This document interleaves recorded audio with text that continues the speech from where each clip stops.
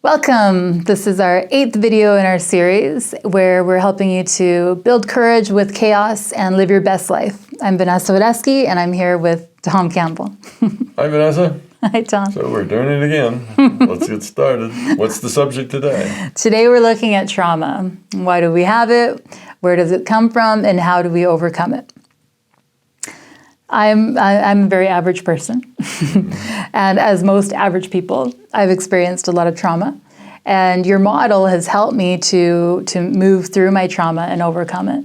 So can you talk a little bit about what trauma is according to MBT and how you see it? Well, trauma is a result of, as the name says, something that's traumatic, right? It means it's about fear. Mm-hmm. It's about things that are negative. We don't get trauma because everybody is so happy. You get trauma because somebody is really unhappy. So it's negative. It's fear-based. Trauma is a fear thing. So when we run into trauma, we have a tendency to blame things on ourselves and develop ideas of our wrongness or inadequacy or insecure. We start feeling bad about ourselves. We tend to decide that we're the problem. Now, at our ego level, we're always pointing our finger, I'm not a problem, somebody else is. Yeah. But that's the make-believe. That's the image you have that you're trying to convince yourself that that's true.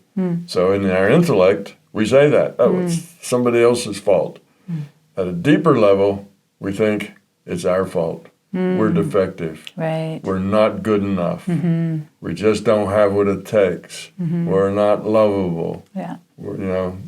That's what we feel at the inside level. That's the fear.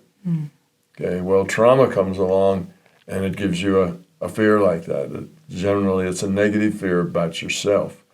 So you get, there's physical trauma, but we're not talking about physical trauma so much as we're talking about emotional, psychological trauma. Yeah. Yeah, physical trauma is just a really bad bashing, right? It's a physical thing, but there's emotional trauma that we're talking about, mental space. Typically, it has to do with a negative thing that you feel negative about yourself.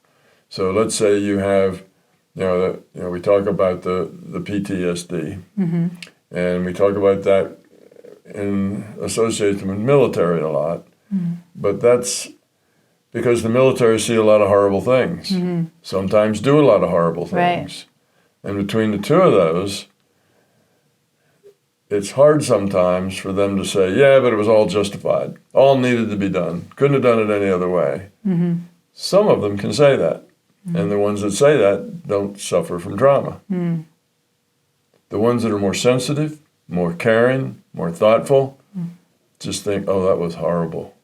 How did I do that? Why did I do that? And then a more deep thing starts to eat at them about, I must not be a very worthy person. I must be broken somehow. I must be a monster down there deep inside. You see, and they see all that. Right. And they internalize that. And when you, like we said, when you don't like yourself, it's hard to get along in life. You either are a victim or your capacity to love is very small. So if you have a lot of trauma, it's really hard to give to other people. It's hard to say, well, what can I do for you? How can I help? Because you feel so devastated inside that it turns in more to being self-centered, which ends up in depression, ends up in sometimes suicide, ends up in these negative spaces. So if you have a hard time because your capacity to love is really small, then that hurts relationships, it hurts family, it starts to take a toll on the rest of your life, which just convinces you that you're really a bad person because look at all the crap that's coming your way. Your kids don't like you, your wife wants to leave you, and you get angry then. You get angry at them, but that anger is just a cover over of the feeling of inadequacy. So that's the that's the root thing. And it's not a simple thing to get rid of that, but it's much easier to get rid of it if you understand what it is. That it's a very strong dislike of what you have done and that you could have done it. So now you have trauma just because somebody else beats you. Let's say you're a child and your mother slaps you all the time, or your father hollers at you, or whatever. Well, when you're young, you start thinking, well, I must be unworthy. My parents don't like me.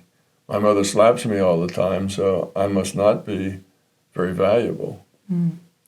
Because otherwise, why should she have to slap me all the time? See, you don't say, mother's having a problem. Mother's got a lot of trauma, she's taking it out on me. You don't see it that way. Because when you're a kid, you don't know how to see it that way. You're self-centered, and everything's about you. Children are just naturally self-centered. Yeah. What we call maturity means becoming less self-centered. Right. That's how you mature. You become less self-centered, more about other people.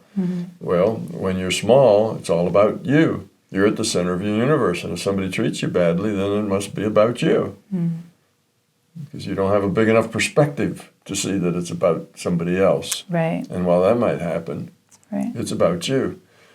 So, mom comes home and gives a teddy bear to your little brother and gives another teddy bear to your little sister, and then asks you if you're having a nice day, and you feel crushed because you didn't get a teddy bear. You didn't get a teddy bear, and she must not like you as well as she likes them.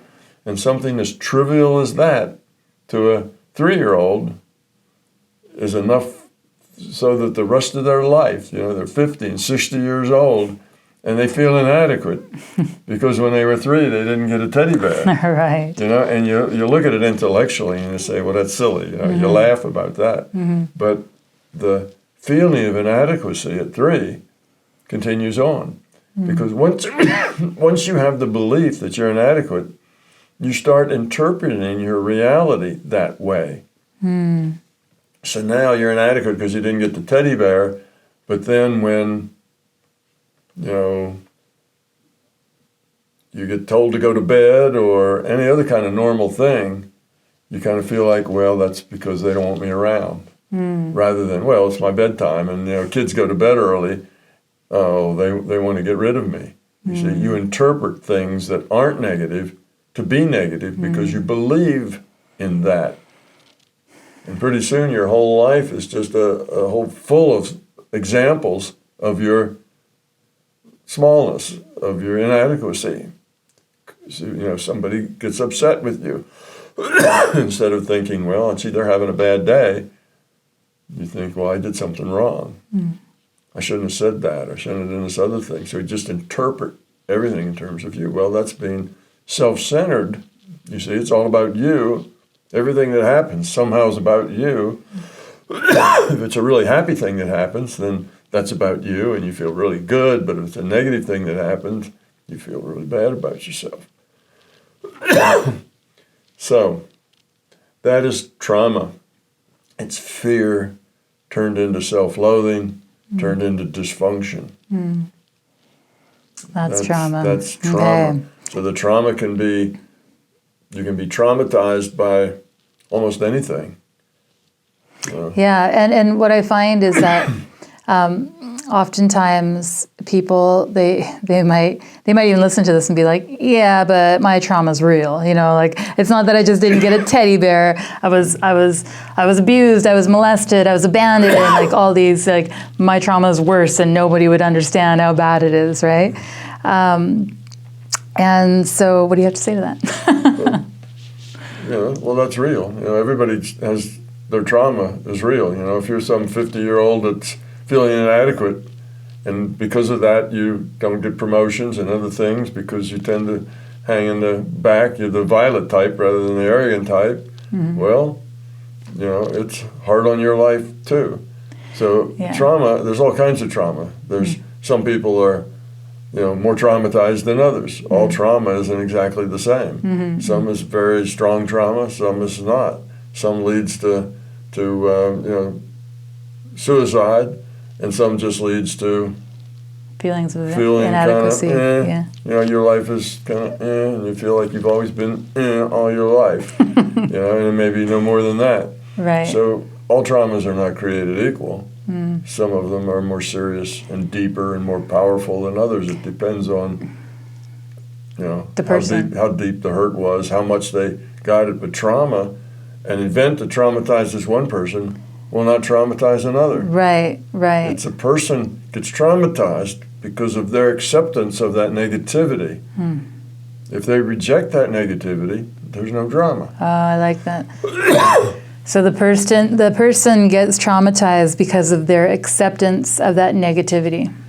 And if somebody doesn't accept that negativity, then there's no trauma. No.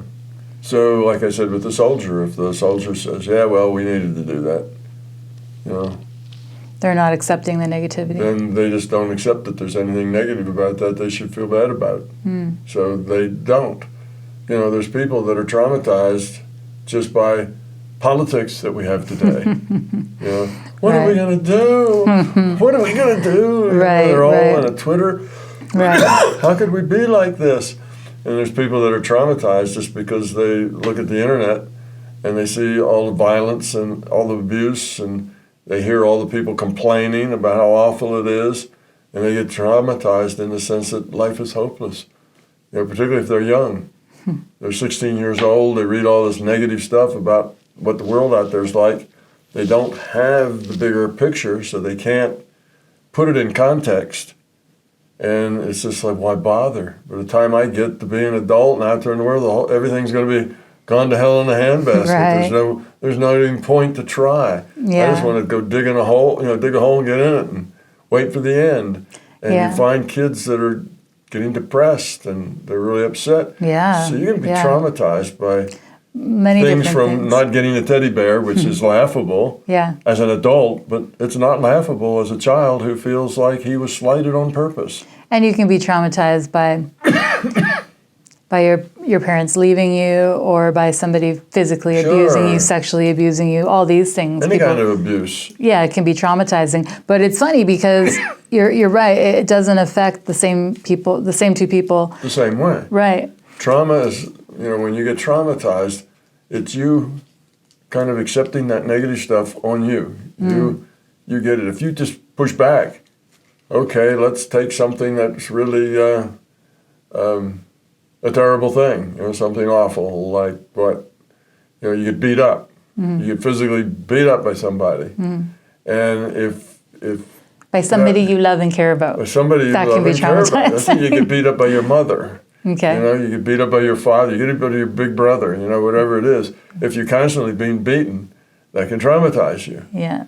So if you allow the negativity. If you allow that, if you say, well, that's my life now. I've got this bully for a father or a mother or a big brother, and every week I get beaten up. And you just accept What can I do? I could run away from home, but is that going to be better? No, that's scary too. All right, I survived my beatings, but just barely, but I get over them. And you say, I'm not always going to be in this spot. Right. I'm going to deal with what I have to deal with, and I'm not going to take it personally. It's not about me. It's about them. Yeah. So, and I'm going to learn and I'm going to grow from this. I'm going to learn. It's your attitude. Yeah, I'm going to grow from this. I'm going to learn how to be tough. Yeah. I'm going to go start working out. I'm going to get some muscle. I'm going to whatever so I can defend myself. Right. Or I'm going to try to see if I can't talk to Uncle Frank and Aunt Susie and see if I can't go live there. Maybe I could do that. Or maybe my strategy is to be so annoying to everybody for a few weeks that they want me to go live with Uncle Susie and Aunt Frank. Or maybe I'll talk to a teacher and they'll call social services, or there's so many different things, right? If you look at it for a way that I'm going to deal with this, even if my only option is to just suffer it, I'm going to suffer it because I have to, but it's not going to be, I'm not going to accept it. It's not mine. It's no problem of mine. It's a problem of theirs. And I'm stuck in a situation where I have to put up with it. So when they get abusive and say, "Oh, you're awful," a lot of abuse is verbal. Yes. Right? Some abuse is verbal. And silent treatment. And that sort of thing. When people do that, you just say, well, that's the way they are. Right. And you just walk off and give them time to get over it.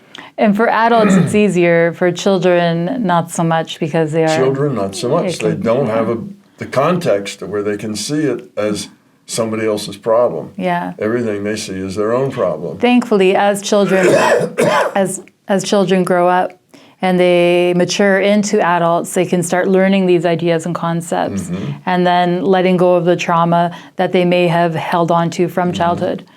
Right? So there's always hope. There's always hope. Sure, there's always hope. So you can endure all sorts of things.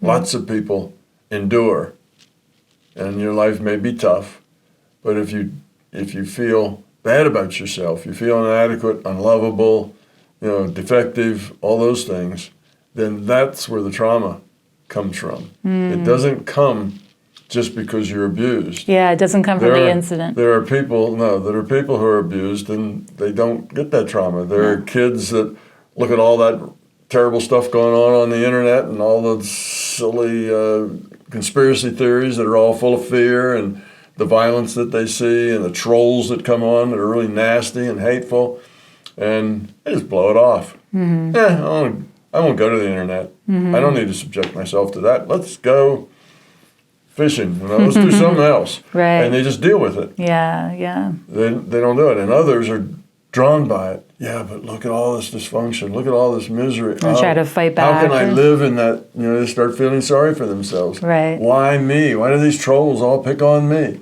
Yeah. It's about them. They take it on by owning it rather than rejecting it. And that's where the trauma comes from. So people can endure all kinds of things. Viktor Frankl is a good example. Here's a guy, World War II, he's Jewish, his family's Jewish. The Nazis get him, he's in a prison camp. His wife and all his children and family are all murdered by the Nazis. And he's basically tortured and worked to death and that sort of thing. And he comes out the other side.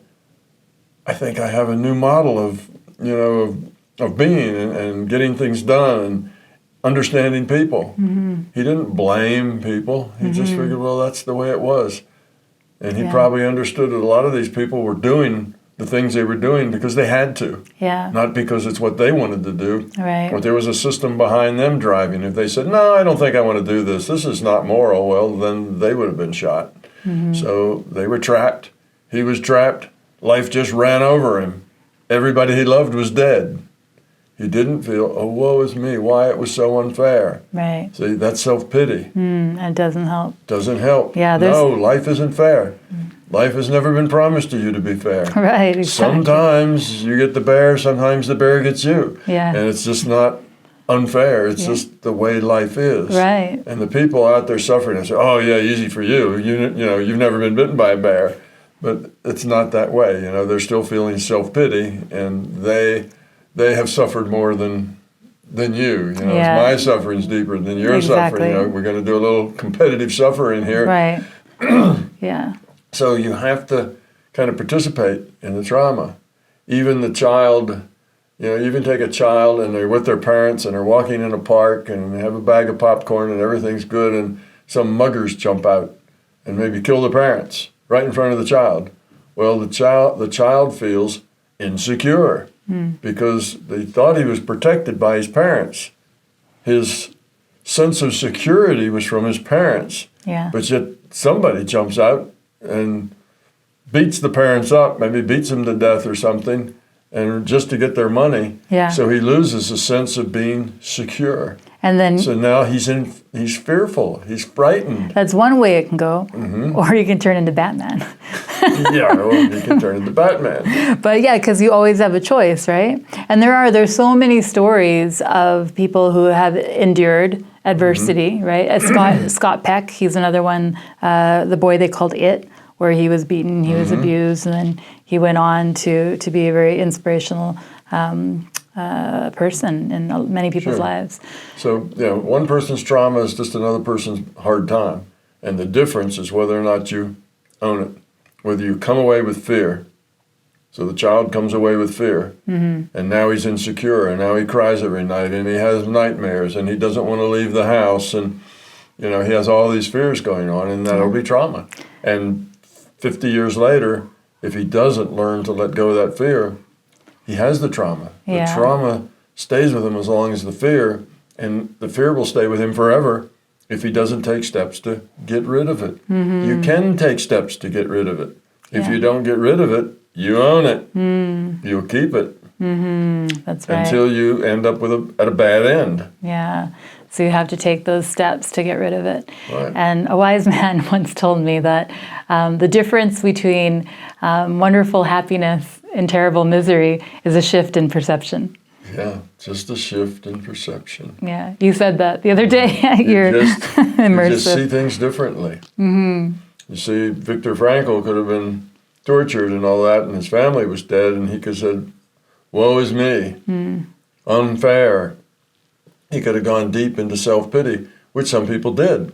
And they were traumatized for life because of their experience at the hand of the Nazis. And it ruined the rest of their life because of their fear, of their lack of security. But it really does come down to just that simple shift in perspective. Right, so instead of doing that, he said, I accept it is what it is. These people are doing for whatever reason they have.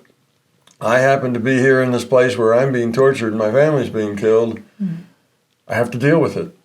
And I have to deal with it in a positive way. Not to take that fear and turn it into hate. Turn it into self-pity. Turn it into anger. No. All those things are self-destructive.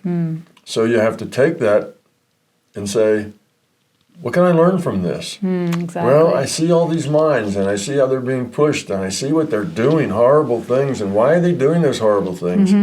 Because they've been convinced that they're not horrible, or because they're being threatened.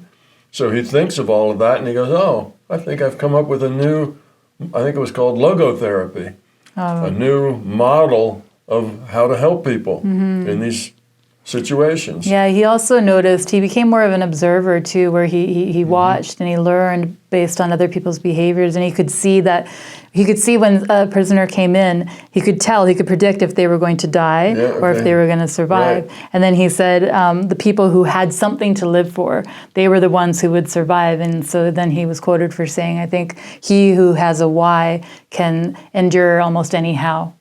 Sure. Right? And so that's why when you have a model that gives you a reason for existence, we can endure a lot of hardships, and we can endure anything that comes our way, really. Yeah, you can endure almost anything if you have to. And you can come out unscathed if you don't accept the fear that's being pushed at you. So if you reject it. So people do. Soldiers come back from horrible things and they're okay. It's not every soldier gets PTSD. No, yeah. The ones that get it are the ones that are sensitive, introspective, caring. They start judging themselves. Yeah. And what they've done and what they've seen and so on. You get strange behavior sometimes. Like if you're part of a group and everybody in that group gets killed but you start to feeling guilty that somehow you survived. And you wish you would have been killed with them, because the whole trauma that life can be snuffed out just like that creates fear and guilt. Yeah. You know, and you can say, well, guilt isn't even rational. I mean, it wasn't that you had anything to do with that, but people will feel guilty because all their friends died and they didn't. Somehow they were spared and these others didn't, and they feel guilty because they don't feel particularly worthy to have been spared. These other people were more worthy than they were. Now here they are, less worthy, and they have this attitude that they were one of the lesser ones maybe in the group. Maybe they looked up to other people in the group, and those people are dead and they're still alive. Well, that shouldn't be. Should have been me. Those guys who were more important should have survived, and I survived. So then they start accepting guilt, which is just another form of fear. Right. It isn't fair. You see, fairness doesn't really exist. Life is. Deal with it. Yeah. Nobody guarantees fairness in anything. Yeah. There are bad people out there. Well, You have to deal with that. Bad things happen. You have to deal with that. Yeah. And if you can deal with it effectively, you won't get trauma. Right. And that's kind of what your model boils down to is stuff happens, you get to deal with it, and how you deal with it is what will either evolve you forward or move you backwards. Right. Thank you, Tom. That's been very helpful. I appreciate you taking the time to connect with me. Thank you for tuning in. Make sure to join us next week where we're going to talk about the ego.